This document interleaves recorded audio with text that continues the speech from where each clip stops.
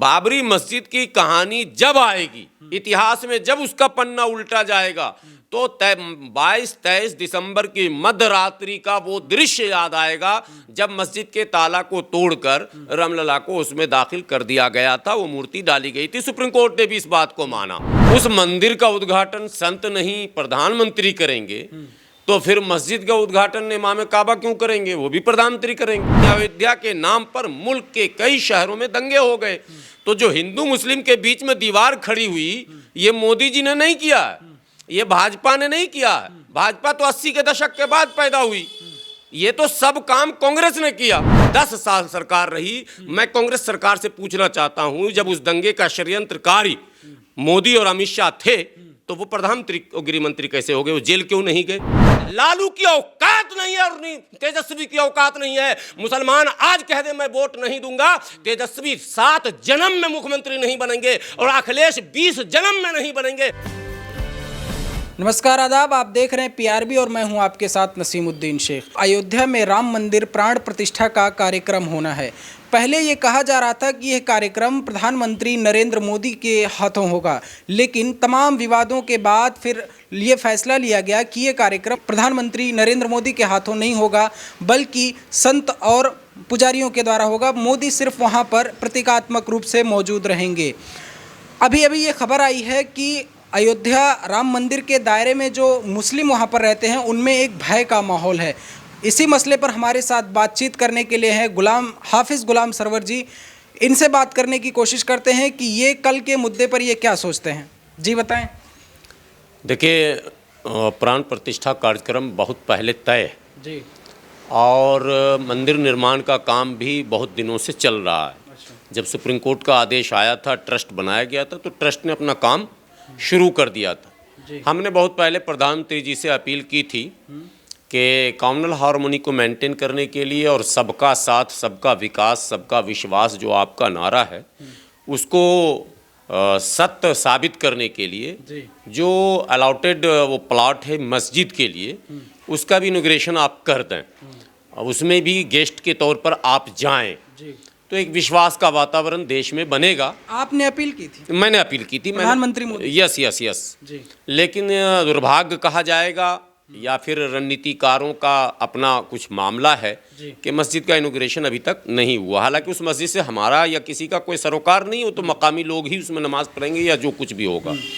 दरमियान में एक खबर चली कि इमाम काबा आ रहे हैं उसके इनॉग्रेशन के लिए, तो मैंने फिर प्रेस कॉन्फ्रेंस करके उसका विरोध किया कि जब भारत के इतने बहुप्रतीक्षित और 500 वर्षों की गुलामी या ना जाने क्या क्या सारे शब्द जो इस्तेमाल किए जा रहे हैं, उस मंदिर का उद्घाटन संत नहीं प्रधानमंत्री करेंगे, तो फिर मस्जिद का उद्घाटन इमाम काबा क्यों करेंगे? वो भी प्रधानमंत्री करेंगे। जाहिर सी बात है भाई, दोनों तो धर्म स्थल ही है और दोनों गिफ्टेड ही है।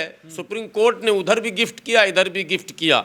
रियलिटी तो ये है कि वो उसको सब लोग जानते हैं। देश के उस इतिहास को हम लोग बार बार कुरेदना अब नहीं चाहते हैं, लेकिन हम लोग तो नहीं चाहते हैं कुरेदना, हम तो अतीत के पन्नों में उसको दफन कर चुके हैं। लेकिन दुर्भाग्य से वही लोग जो लोग राम जन्मभूमि मुक्ति आंदोलन से जुड़े थे, वो ही अब लग गए कि भाई राम मंदिर तो हो गया, अयोध्या तो हो गया, अब काशी चलो, अब मथुरा चलो।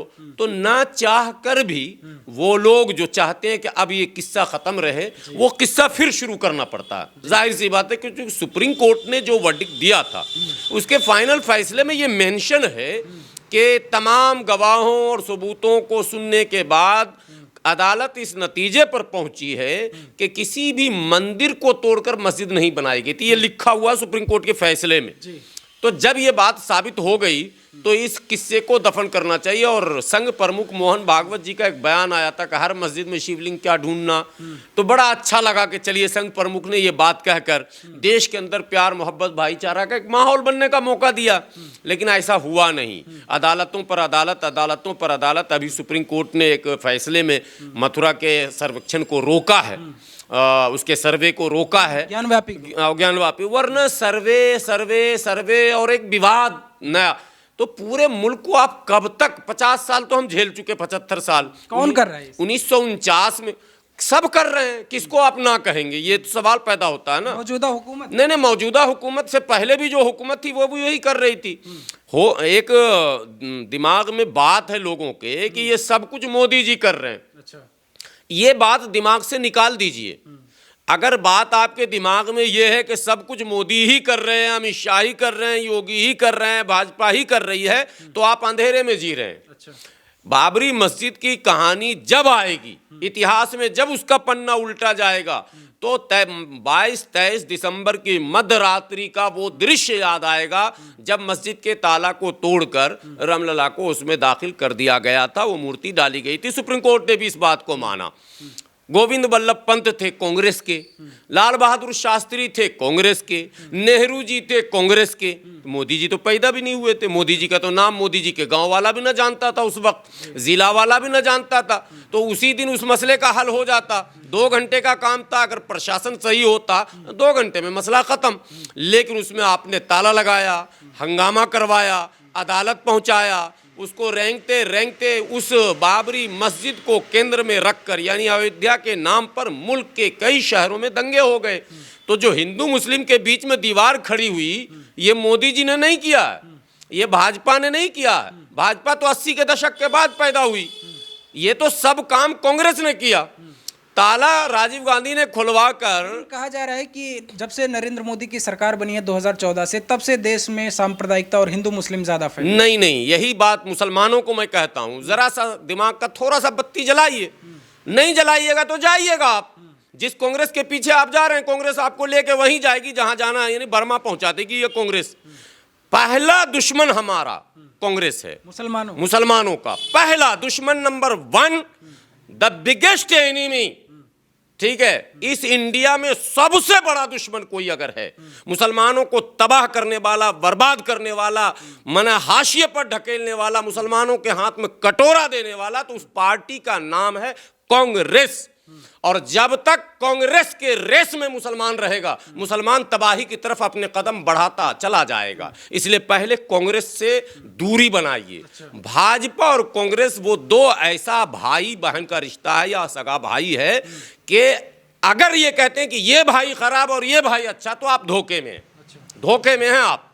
तो बीजेपी ने क्या किया? 2014 से बीजेपी हुकूमत में, बीजेपी ने मुस्लिमों के लिए क्या किया? बीजेपी ने कुछ भी नहीं किया, कुछ भी नहीं किया। तब भी वो मुसलमानों का दुश्मन नहीं, मैं कह रहा हूं, एक शहर बताइए, एक शहर बताइए बीजेपी ने जिंदा रखा है।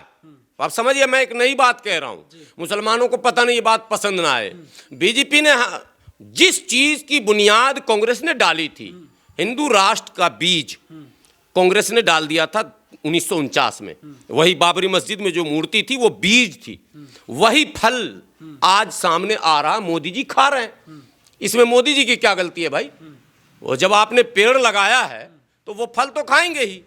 पेड़ लगाया, उसको पानी दिया, उसको खाद दिया, उसकी देख रेख की, उसको लोगों के हमले से बचाया, उसको तनावर और फल देने वाला बनाया, तो आज फल मोदी जी खा रहे हैं, योगी जी भी खाएंगे, खूब खा रहे हैं, मजे ले रहे हैं, दिया बत्ती जल रहा। तो वो फल अब मैं बताता हूँ, कांग्रेस के शासनकाल में जिस शहर में मुसलमान लघु उद्योग और गृह उद्योग से जुड़ा हुआ था, उन तमाम शहरों को निशाना बनाकर, चाहे वो मेरठ हो, मुरादाबाद हो, मलियाना हाशिमपुरा हो, अलीगढ़ हो, फिरोजाबाद हो, भदोही हो, बनारस हो, मऊ हो, भागलपुर हो, गोवंडी हो, भिवंडी हो, भारत का कोई शहर ऐसा नहीं था जिसको कांग्रेस ने टारगेट नहीं किया। और 1500 मुसलमानों को, और 1500 नहीं, 10-10 हजार लोग। नेल्ली आसाम में एक शहर है भाई, गूगल का जमाना है, मुसलमान भाइयों, नौजवानों, मैं हाथ जोड़कर कहता हूं, एक बार गूगल से पूछा, गूगल जरा बताओ नेल्ली में क्या हुआ था? तुमको तुम्हारे पूर्वज ने, तुम्हारे इन कांग्रेस के दलाल मौलानाओं ने नहीं बताया होगा, गूगल बता देगा। मैं बता रहा हूं, गूगल बताएगा। आसाम के नेल्ली में इंदिरा गांधी के रहते हुए 15,000 मुसलमानों को 5 दिन में खत्म कर दिया गया, मार के, माने जानवर से भी बदतर सड़क पर लेटा दिया गया। पलायन तो कितने हुए वो जाने दीजिए। आसाम के कोकराझार में जो दंगा हुआ, सरदार मनमोहन सिंह के दौर में, अभी 14 से पहले की बात बता रहा हूं, वो लोग भुला दिए। लोग घूम घाम के आता है गोधरा पर, घूम घाम के आएगा गोधरा और गुजरात पर। गुजरात में दंगा हुआ, आइए, मैं कहता हूं इत्मीनान से, एक गिलास पानी पीजिए। मेरे मुसलमान नौजवानों, तुम्हें तुम्हारे खुदा का वास्ता एक गिलास पानी पीकर जरा सा मेरी बात सुन लो, फिर मुझे भी जितनी गाली देनी हो दे देना। 2002 में गुजरात में दंगे हुए, गोधरा कांड शुरू हुआ साबरमती एक्सप्रेस में जो आग लगी थी उससे हुआ था। बिल्किस बानो अब नहीं इंसाफ मिला, अब इंसाफ मिला ना। मैं पूछता हूं कांग्रेस की सरकार से कि 2002 में दंगे हुए, 2004 में मात्र 2 साल के बाद केंद्र से भाजपा को मिटा दिया गया, कांग्रेस की सरकार आई और 4 से लेकर 2014 तक कांग्रेस की सरकार रही। तो 10 साल कांग्रेस की सरकार रही, 10 मुसलमान भाई मेरे, जरा मैं आपके लिए कह रहा हूं, अभी हिंदू भाइयों के लिए कुछ नहीं कह रहा हूं। 10 साल सरकार रही। मैं कांग्रेस सरकार से पूछना चाहता हूं, जब उस दंगे का षड्यंत्रकारी मोदी और अमित शाह थे तो वो प्रधानमंत्री और गृह मंत्री कैसे हो गए? वो जेल क्यों नहीं गए? जेल कौन भिजवाता? ईडी किसके पास थी? सीबीआई किसके पास थी? जांच एजेंसियां किसके पास थी? आज मोदी पर आरोप है ना, सच है झूठ है मैं नहीं बोल रहा हूं, आरोप ममता बनर्जी लगा रही, ईडी का गलत इस्तेमाल। झारखंड के मुख्यमंत्री जेल जाने वाले, वहां तो सरकार झारखंड मुक्ति मोर्चा का है, कैसे जेल चले जाएंगे? मोदी भिजवा रहे हैं, बात समझिए पहले। वहां तो बहन दीदी मुख्यमंत्री है, तो दीदी को ईडी क्यों परेशान कर रही? वहां तो दीदी की सरकार है। मुसलमान पता नहीं मूर्खता के सारे रिकॉर्ड ही तोड़ने पर पड़ गया है। बोला वहां तो मोदी जी की सरकार थी गुजरात में, अबे हराम खोर, केंद्र में तो कांग्रेस की सरकार थी, 10 साल रही, 1-2 दिन नहीं रही, 10 साल। तो मोदी की सरकार का अगर बाल बांका 10 साल कांग्रेस की सरकार नहीं कर सकती, तो राज्य में तेजस्वी की सरकार का बाल बांका मोदी कैसे कर सकते हैं? हेमंत सोरेन का बाल बांका मोदी कैसे कर सकते हैं? ममता बनर्जी का बाल बांका मोदी कैसे कर सकते हैं? और क्या कहते हैं छत्तीसगढ़ के मुख्यमंत्री बघेल का बाल बांका, ये ईडी क्या है वो गाना सुने होंगे, छत्तीसगढ़ के मुख्यमंत्री ने इलेक्शन में घुमाया था, ये ईडी का मतलब बीजेपी। तो ईडी का मतलब बीजेपी है तो ईडी का मतलब कांग्रेस भी हो सकता है, क्योंकि 10 साल आप भी थे। सीबीआई का मतलब अगर भाजपा है और सीबीआई अगर भाजपा की गुलाम है तो कांग्रेस की भी गुलाम थी 10 साल तक। तो आपने उस गुलाम से काम क्यों नहीं लिया और मोदी जी के गर्दन को पकड़ के जेल में क्यों नहीं पहुंचाया?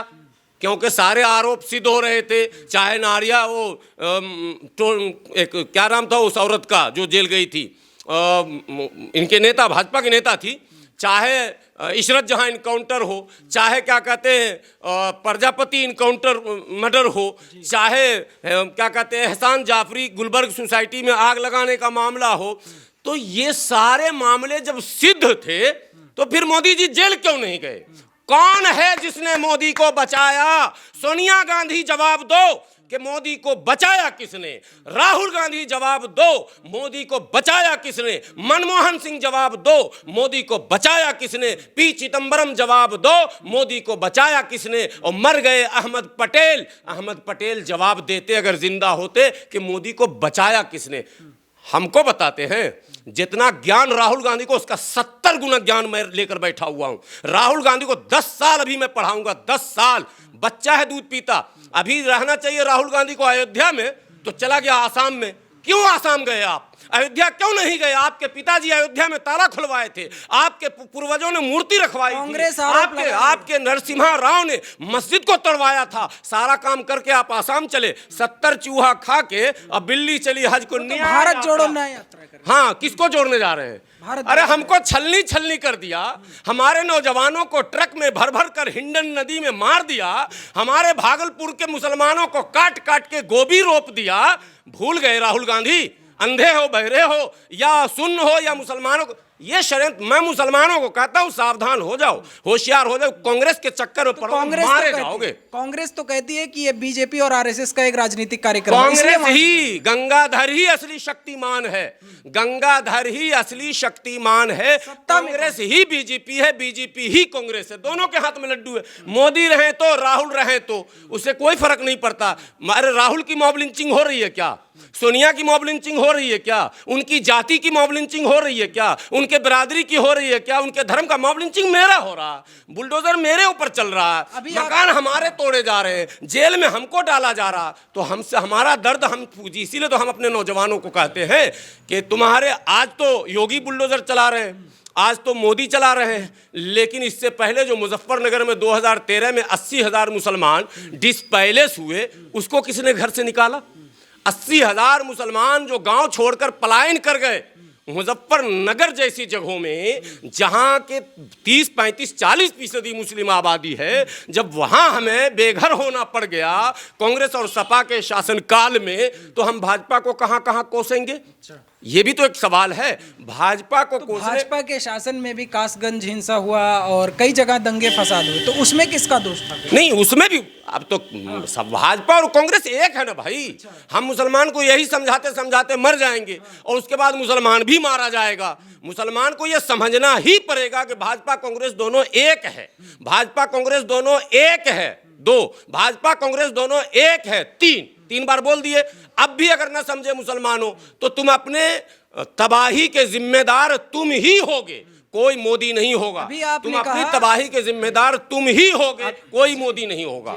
अभी आपने कहा कि कांग्रेस मुसलमानों की नींव कमजोर करने वाली सबसे बड़ी दुश्मन है कांग्रेस है, तो बीजेपी ने मुसलमानों को क्या दिया? क्या बीजेपी से मतलब ही नहीं है। देखिए, हमने कर्जा दिया, आपने हमें 5,000 रुपया कर्ज दिया, आप किससे मांगेगा? हमसे या मेरे पड़ोसी से? नहीं, आपसे मांगेंगे। हमसे मांगे। हमने वोट दिया कांग्रेस को, हमारे बाप ने भी दिया कांग्रेस को, हमारे भाई ने भी दिया कांग्रेस को, हमारे पड़ोसी ने भी दिया वोट कांग्रेस को, सारे मुसलमान ने दिया वोट कांग्रेस को। सवाल हम कांग्रेस से करेंगे कि मोदी से करेंगे? तो सत्ता मोदी को हमने वोट ही नहीं दिया ना, भाजपा को मुसलमानों ने वोट ही नहीं दिया।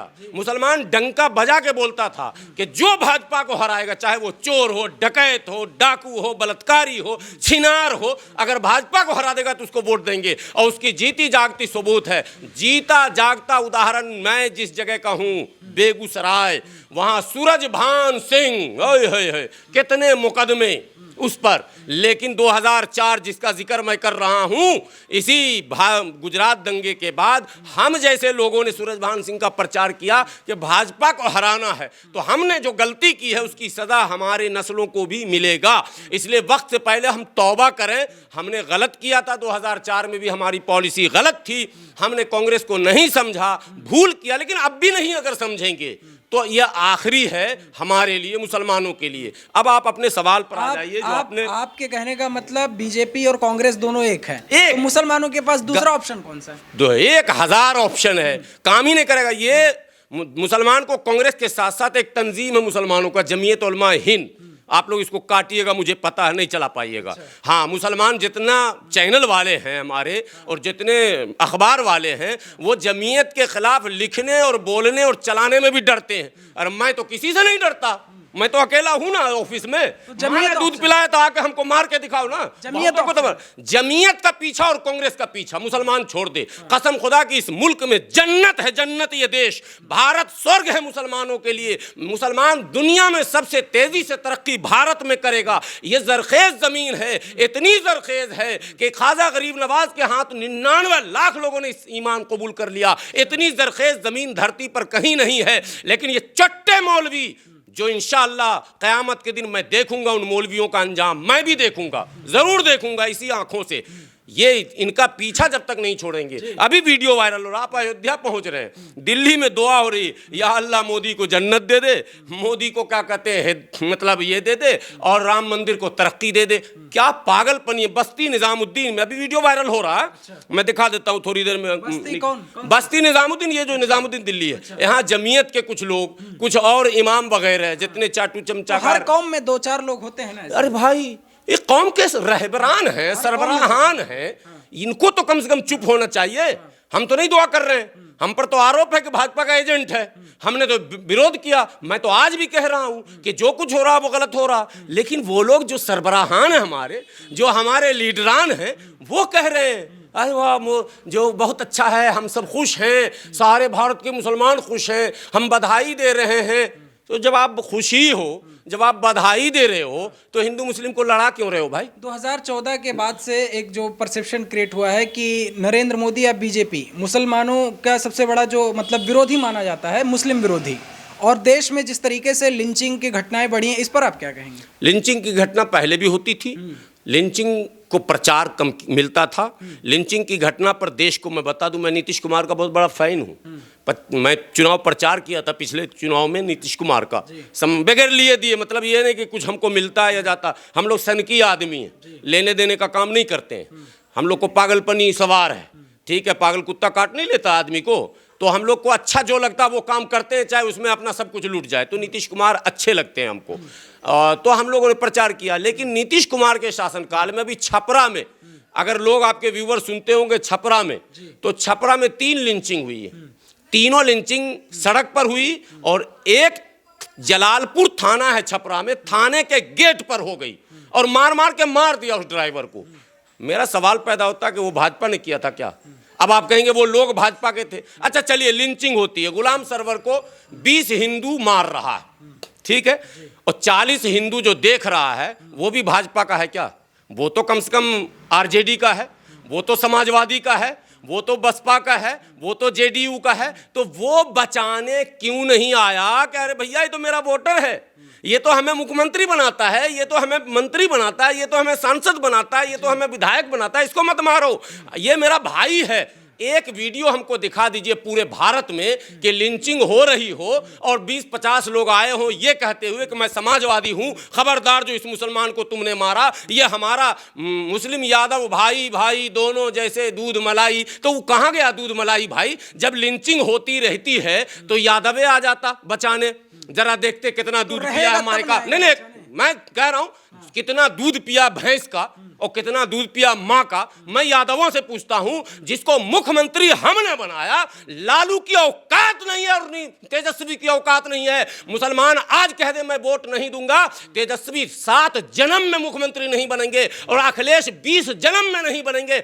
हम तुम्हें बनाते हैं मुख्यमंत्री और तुम खड़े होकर हमको मरवाते हो और मोदी के खिलाफ हमको खड़ा करते हो। तुम्हारे माँ ने दूध पिलाया है, तुम जाओ मोदी से लड़ने के लिए। हम मोदी से नहीं लड़ने वाले हैं, हम हिंदू मुस्लिम नहीं करने वाले हैं, हम अपना अधिकार खुद लेंगे, हम अपनी पार्टी खुद खड़ी करेंगे। तुम्हें हम छठी का दूध ने याद दिला दिया सेकुलर के नाटक करने वालों, कांग्रेसियों और दूसरों। तो फिर कहना ये ड्रामा कर रहे हो इस देश के अंदर, हिंदू मुसलमानों के बीच लड़ाई करवाकर, हिंदू मुसलमानों को दुश्मन बनाकर तुम अपना उल्लू सीधा करना चाहते हो। मुख्यमंत्री बनो, हमने कभी मुख्यमंत्री अपना बनाया क्या? पूरा भारत का इतिहास देखो, पहले नेहरू को प्रधानमंत्री बनाया, फिर इंदिरा को प्रधानमंत्री बनाया, फिर राजीव को प्रधानमंत्री बनाया, अब राहुल को बनाना चाह रहा है जो बनवे नहीं करेगा जिंदगी में। ये मियाँ ना कर ले, राहुल नहीं बनेगा। 1 राहुल कभी नहीं बनेगा, 2 राहुल कभी नहीं बनेगा, 3 मैं कह रहा हूं आज हाफिज गुलाम सरवर जिंदगी में सारा भारत उसके पीछे चला जाए वो प्रधानमंत्री नहीं बनेगा। मैं ये कह रहा हूं, मतदाता ही तो उनको वोट नहीं बनाएगा ना। मतदाता को हमसे ज्यादा जानता है क्या राहुल गांधी? हमसे ज्यादा राहुल गांधी जानते हैं क्या मतदाता को? मैं मतदाताओं के बीच ही रहता हूं भाई, मैं जमीनी आदमी हूं, मैं घर में रहता हूं, दाल रोटी साग रोटी खाने वाला हूं। मैं आसमान में हवाई जहाज से उड़ने वाला नहीं हूं, मुझे सब पता है कौन किसको वोट देगा। तो लेकिन आप कहते हैं विकल्प नहीं, हमारे पास विकल्प है। एक बार हमें अपने विकल्प की ओर लौटना पड़ेगा। सेकुलर के नाम पर जो लूट हमारे अधिकार का हुआ, आप जो ये बोर्ड पीछे देख रहे हैं 341, ये 341 पर पाबंदी लगाकर, मजहब का नाम डालकर कांग्रेस ने 10 अगस्त 1950 संविधान लागू हुआ 26 जनवरी में और 3 ही 4 महीने के बाद नेहरू जी ने हमारा अधिकार छीना। मैं कह रहा हूं अभी भाजपा छीनी नहीं है। बीजेपी आज मुसलमानों का सुनिए, क्यों मानती है? अरे भाई अभी पूरा पहले कांग्रेस का चिट्ठा ही खत्म नहीं हो रहा, बीजेपी के पीछे क्यों पड़ रहे हैं भाई? इससे हमारा कोई लेना ही देना नहीं। कह रहे हैं कि आज नेहरू को और कांग्रेस को लेकर बीजेपी इतना क्यों घेरती है? वो हमको बेवकूफ बनाने के लिए, उल्लू बनाएंगे, बड़ा मजा आएंगे। मुसलमान को उल्लू बनाने के लिए घेरते हो। माँ ने दूध पिलाया तो अयोध्या में जाकर घेरो ना भाई। 4 बड़े शंकराचार्य, हिंदू धर्म में शंकराचार्य से बड़ा कोई पद नहीं है। सुन लीजिए, हम अब हमारे हिंदू भाई सुन लें और ये मूर्खों की मंडली जो है इंडिया गठबंधन, ये भी सुन ले, नीतीश कुमार भी सुन लें, तेजस्वी भी सुन लें, अखिलेश भी सुन लें, जो भाषण में कहते हैं मैं भी हिंदू, और राहुल गांधी आप जरूर सुने, जनेऊ पहने हुए ना, आप असली ब्राह्मण है ना, और गंगा में डुबकी भी आप लगा चुके हैं और बड़का बड़का चंदन भी लगा चुके हैं। सुन लीजिए, हिंदू धर्म में सबसे बड़े धर्म के जो ज्ञाता माने जाते हैं, गुरु जो होते हैं, वो शंकराचार्य होते हैं। उनका पद सबसे बड़ा। 4 पीठ है भारत में, चारों पीठ के जो पीठाधीश्वर हैं शंकराचार्य, चारों ने इस उत्सव का, इस कार्यक्रम का विरोध किया। कितना अच्छा चांस था, सारा इंडिया गठबंधन चारों शंकराचार्य के पीछे खड़ा हो जाता और शंकराचार्य के नेतृत्व में कहता मैं भी समझ रहे बात, मैं भी हिंदुत्व की रक्षा के लिए अयोध्या जाऊंगा और शंकराचार्य हमारा नेतृत्व करेंगे। ये 22 को फर्जी हिंदू जा रहे हैं, 24 को असली हिंदू जाएंगे। राहुल गांधी ने कहा कि मुझे धर्म का सहारा लेकर के राजनीति खेलने में कोई इंटरेस्ट नहीं है। तो फिर राहुल गांधी ने ये क्यों कहा कि कांग्रेस मुसलमानों की पार्टी है? बयान सुना दूं, उर्दू अखबार इनकलाब। हाँ, राहुल गांधी ने अल्पसंख्यक मोर्चे की बैठक में, वो अकलियती सेल जो शायर बेधड़क हैं हमारे चेयरमैन, उनके मौजूदगी में कहा कि मुसलमान ये समझ ले कि कांग्रेस उसकी पार्टी है। जब धर्म का नाम ही नहीं तुम लेना चाहते थे तो फिर मुसलमान को उल्लू क्यों बनाया? जब कांग्रेस मुसलमान की पार्टी होगी तो भाजपा हिंदू की पार्टी होगी, तो फिर धर्म हुआ कि नहीं हुआ? हुआ या नहीं हुआ? जो पिच भाजपा ने तैयार किया उसी पर आप जाकर खेल रहे हैं। आपको अगर सेकुलर बनना था तो रोजी रोटी, पढ़ाई लिखाई, दवाई, कमाई, सड़क, बिजली, पानी, लोगों के उच्च शिक्षा और उत्तम स्वास्थ्य व्यवस्था पर सिर्फ आपको बात करनी थी। लेकिन आप जब बात करते हैं तो कहते हैं मुसलमानों पर जुल्म हो रहा। कांग्रेसियों, तुम्हें मुसलमानों पर जुल्म हो रहा है कहने का अधिकार नहीं। अब मैं अयोध्या लौट जाता हूं, जरा सा वीडियो बना हो रहा, प्लीज चला दीजिएगा। अयोध्या में निर्मल खत्री है, निर्मल खत्री। अगर अयोध्या के लोग सुन रहे होंगे तो वो जानते होंगे, और नहीं सुनेंगे तो मैं वीडियो भेजूंगा, मेरे पास नंबर है, अगर आप चला देंगे तो। निर्मल खत्री अयोध्या के सांसद, कांग्रेस के। किसके?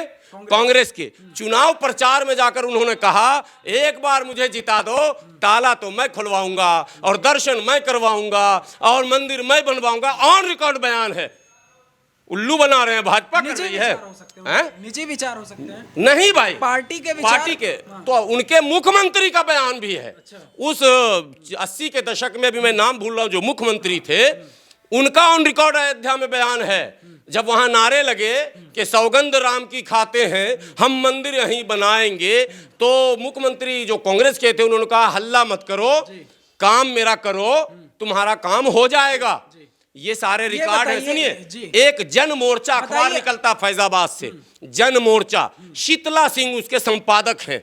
वो लिखते हैं कि जितने मैंने ये दंगे फसाद और हंगामे और गलत ढंग से जो भगवान राम की प्रस्तुति, ये सब कांग्रेसियों का क्या धरा है। आखिरी बात बता दूं, एक ब्रह्मचारी नेता थे, ब्रह्मचारी कांग्रेस के बड़े नेता थे, कांग्रेस के उत्तर प्रदेश कार्यालय के सामने आमरण अनशन पर बैठ गए और उन्होंने कहा, कांग्रेस के लोग यहाँ सांप्रदायिकता फैला रहे हैं, इसलिए मैं आमरण अनशन पर हूँ। लाल बहादुर शास्त्री, जिन्हें देश का लाल लोग कहते हैं, हमें तो लाल करके वो चले गए बेचारे, आज तक हमारा गाल लाल है। सुन लीजिए, लाल बहादुर शास्त्री रात में जाके उस कांग्रेस के दिग्गज नेता को किसी भी तरह से मना के और भूख हड़ताल से हटवा दिया, वरना पूरी दुनिया देखती। अगर आप लोग का जमाना आज का होता तो वायरल हो जाता। जो एक हिंदू ये कह रहा है कि यहाँ गलत हो रहा मुसलमानों के साथ, इसलिए मैं आमरण अनशन पर बैठा हूँ। हमारा देश का जो सेकुलर है उसको तो इन पार्टियों ने ठिकाने लगाने का काम किया साहब।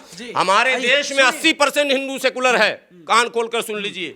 आप जबरदस्ती दिमाग खराब कर रहे हैं लोगों का, आप जबरदस्ती नफरत भर रहे हैं लोगों के बीच, आप जबरदस्ती सांप्रदायिक वातावरण बना रहे हैं। फिर भी धन्य हो इस देश की जनता कि आज लड़ने को हम तैयार नहीं हैं, हम एक साथ खा रहे हैं। मेरा सवाल सुनिए। अयोध्या मंदिर का जो परिसर है उसके 4 किलोमीटर के दायरे में लगभग 5000 मुसलमान रहते हैं। आज की रिपोर्ट है, खबर छपी है कि वहाँ के मुसलमान भयभीत हैं, लोग अपनी बीवी और बच्चों को नात रिश्तेदारों लखनऊ बाराबंकी में वगैरह शिफ्ट कर रहे हैं। इस पर क्या? मैं अयोध्या जा चुका हूँ, मैं अयोध्या रह चुका हूँ। टाट शाह मुसाफिर खाना वहाँ एक है, वहाँ मैं रुका हूँ। और वहाँ के दसियों लोग, चाहे वो महबूब खान हो, चाहे वो टेलर मास्टर जो वायरल होते रहते हैं वो हो, चाहे वहाँ कादरी साहब हो, वो सब लोग हमारे संपर्क में हैं, ठीक है। और हम सबसे वहाँ की खैरियत लेते रहते हैं। जो द हिंदू ने छापा है, द हिंदू के खबर का फैक्ट फाइंडिंग करने के लिए आप लोगों को मौके पर जाना चाहिए। तो द हिंदू एक मतलब वेरीफाइड अखबार है, देश का राष्ट्रीय अखबार है, वो तो गलत खबर नहीं छापती। नहीं गलत मैं अब्दुल वहीद कुरैशी हैं, उन्होंने द हिंदू को दिए बयान में कहा कि 1992 और 90 की जब घटनाएं हुई थी तब भी प्रशासन ने सुरक्षा की सुनिश्चितता की थी, लेकिन उसके बावजूद बाहरी लोगों मैं वही कह देता हूँ, सुनिश्चित किया गया था, लेकिन तब भी 22-24 हत्याएं हुई थी वहां अयोध्या में। हालांकि उसका नाम है अयोध्या। 1992 में या जो भी दंगे हुए वो अप्रत्याशित थे, यानी उसकी किसी को आशंका नहीं नहीं थी। शंका, सबको आशंका थी, सरकार को सब पता रहता है। मुसलमानों को तो ये नहीं पता मुसलमानों ना। को कहा गया था, मुसलमानों को कहा गया था कि आप घबराइएगा नहीं, लेकिन फिर भी कई मस्जिदों पर हमले हुए, कई मकानों पर हुए और जिंदा जलाया गया। हनुमानगढ़ी के सामने 6 लोगों को जिंदा जलाया गया। सुन लीजिए, उसमें एक ऐसे लोगों को जलाया गया जो भाजपा के उस जमाने में कार्यकर्ता थे, भाजपा के मुख्तार अब्बास नकवी साहब के खास में से थे, वो भी जल गए उसमें। ठीक है, वो मसला अभी जो हो रहा है इसमें मुसलमानों को कुछ नहीं होने वाला। उसका कारण है, समझिए, भाजपा बहुत ऊंचे लेवल की पार्टी है, कांग्रेस के तरह ये मूर्खों की जमात नहीं है। ये अपने दामन पर कोई दाग नहीं लेने वाला।